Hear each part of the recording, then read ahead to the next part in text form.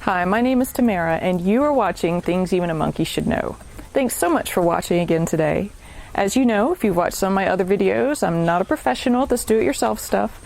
I'm just a girl who's figured out that there are a lot of things around the house and out in the yard and on my cars that I can do myself and save myself a lot of time, usually, and often some money too. So hopefully you've saved a bit now too. So today I am going to build on my segment from 2 weeks ago, which was painting a washer. I had some really good feedback and questions that led me to go ahead and do the crash course in color theory last week, and now I've had actually some questions about brushes. So I'm going to go over a few of the different kinds of readily available brushes today and why you may or may not want to use them. So this will be a pretty quick segment today, I think, but hopefully helpful. So let's get started. Okay, so I have a range of brushes here that range from really nice to total crap. Of course, nobody's going to market their brush as total crap because then nobody would buy it, but it would be the honest thing to do. So I'm going to start with the foam brush, which is probably the cheapest of all the brushes that you can get. And it has some really good points, like it does not leave brush marks. So you know, you can get a really smooth finish with it, but part of the problem with it is that these foam brushes do start to fall apart really quickly, and they'll start leaving little bits of foam in whatever you're doing. So, you know, at max you'd want to use one of these about 5 minutes. So if you were going to do something with a foam brush, you would want to have quite a few of them available so that you can start over with a new brush about every 5 minutes. And these are really good for thinner things, liquids, you know, varnishes, things like that.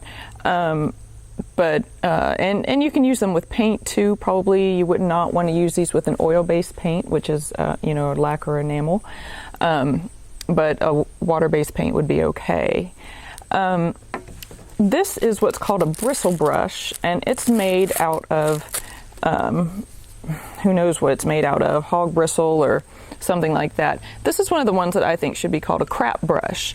Now, I say crap brush because the whole point of a bristle brush is that you know, you use it like for lacquers and shellacs and things like that, because the natural bristle will the ends split and make a much softer finish for whenever you're applying, you know, your lacquers or whatever, and so it goes on much more smoothly. But the problem with these, which are only a little bit higher price than the foam brush, is that these shed their bristles so badly. So if you're going to get a bristle brush for that sort of purpose, you want to get one that's a little more expensive, which you'd have to go to a high-end paint store probably to get. You're not going to find, generally, I should say, you're not going to find these at your local home improvement store. So my feeling is just to stay away from these brushes in general.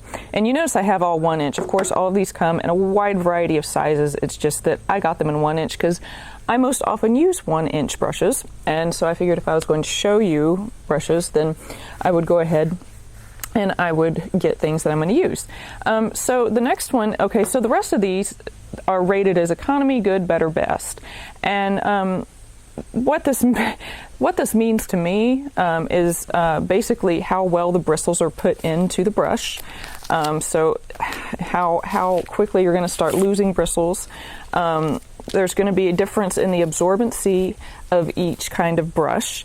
You know, so all of them these days that are readily available are going to be okay to be used with either a latex paint or an enamel paint. So latex paint means a water-based paint, enamel paint means oil-based paint. They do a synthetic blend of brush on the brush bristles now, which is usually polyester and nylon, I believe. And so that's fine for either water-based or oil-based paints. But like I said, the difference is going to be in how well the brush picks up the paint and how fine the bristles are. So like this brush, this is an okay brush. The bristles, this is called the ferrule. I have a hard time saying that word. It's really sad. But where the bristles are attached to the brush handle is called the ferrule. So it's it also, the quality of the brush also has to do with how well these are attached, what kind of an adhesive it's used to keep them in there. So on the economy brush, this is going to last you, say, 15 minutes before you start getting bristles coming out in your paint, which is much better, say, than the hog bristle brush, which is about, or bristle in general, which is about 30 seconds. And this one also, it's really slippery, so it may not hold your paints quite as well as some of the others. So the next one we're going to look at is the Good one, which it has a greater variety. I don't know if you can see, but it's got more bristle layers, so that means it's going to be able to hold more paint up in here. And then the finer bristles here at the end, it has a better variety of finer bristles, and they're split a little bit more, so they're going to leave less of a brush stroke in your paint. And again, this one, you know, as it goes up, of course, the handles, this one has a nifty little grip, whereas this one is just plain plastic. So of course, all of them are going to go up a little bit. So we're getting up to the better stage, which again, now this one says that it is polyester only. Generally, whenever they are, and it does say that it's for all paints, but generally when they're polyester only, you want to use those with a water-based brush because they just tend to work better with water-based than with oil-based. Now you can use them with oil, that's fine. It's just they are ideally, or in the past, maybe these are some new kind of engineering, but in the past, you wanted to use these with oil. But again, if you can see, there are even more layers, length layers to the brush, which means that it's going to just hold your paint and distribute it more evenly and even better. And this, now that we're getting up to the wood handles, the more expensive wood handle, it is going to hold on to the bristles better, this brush will. So say if you did something like what I did and leave your brush sitting in, you know, you're using an oil-based paint and you left your brush sitting in mineral spirits for a day, you're not necessarily going to lose any bristles from that. This one, you definitely won't lose any bristles from.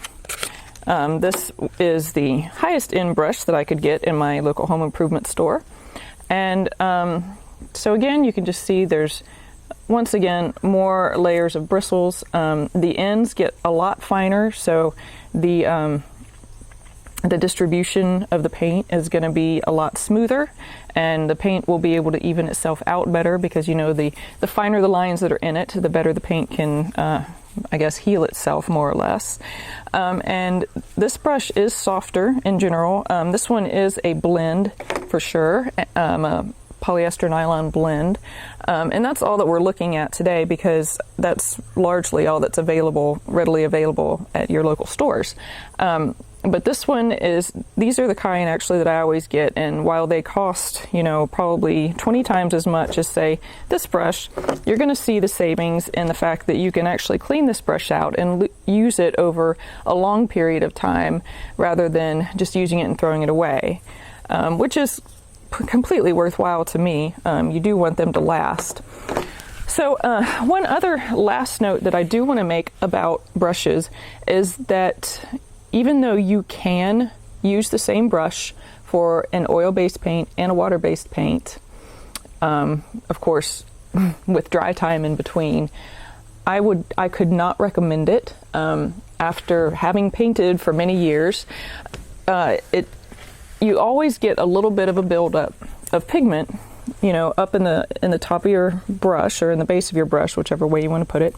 And if you start mixing oil-based and water-based paints, especially going from water to oil, the additives that are in oil-based paints are going to tend to dissolve the water-based pigment and things that get crusted up in here, and you're going to wind up with a lot of paint boogers coming out in your paint, you know, from past usage. So just keep that in mind, that it is a much better idea to keep your water-based paint brushes and oil-based paint brushes separate. That's just based on my personal experience. And, you know, always after you use your brushes, and especially if you get the nicer ones, you do want to go ahead and clean them up. You know, have a good brush cleaner. Have mineral spirits for oil-based paints that you clean with first, and then you can use regular dish soap. I actually, whenever I have really nice brushes, I actually use shampoo and conditioner on them because, believe it or not, it does prolong their brush life, especially if you have a natural bristle brush, which is what you would get, say, more from an art store probably than a home improvement store. But you can still do that even on the synthetic bristle brushes, and it will help to prolong their life and keep their bristles really flexible, rather than, you know, how they can get kind of crunchy after you've used them for a while. And so that's the oil paints, and the same thing with the latex paints. You want to spray them out with water, spray your brush out with water really well, and then go ahead and give it a good shampooing with either a dish soap or, like I said, I mean, you can get even a really cheap shampoo and conditioner for them, and it can make a big difference. So I know that sounds crazy, but take care of your brush bristles like you take care of your own hair. So I think that's all I have to say about those brushes today. So I know that was a little bit different of a segment today, not so much of a do-it-yourself thing, but kind of more like a preparation for it, which is just as important.